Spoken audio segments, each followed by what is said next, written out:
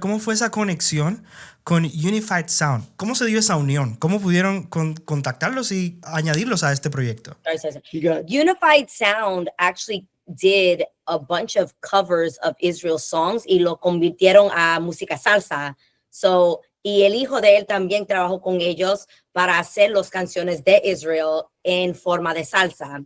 So that's how they connected and take it from there. And the rest is history. When we started on this project, it was the first call I made to Joel Lopez. And I just said, help me make sense of what I'm trying to get in my heart and in my head out of me.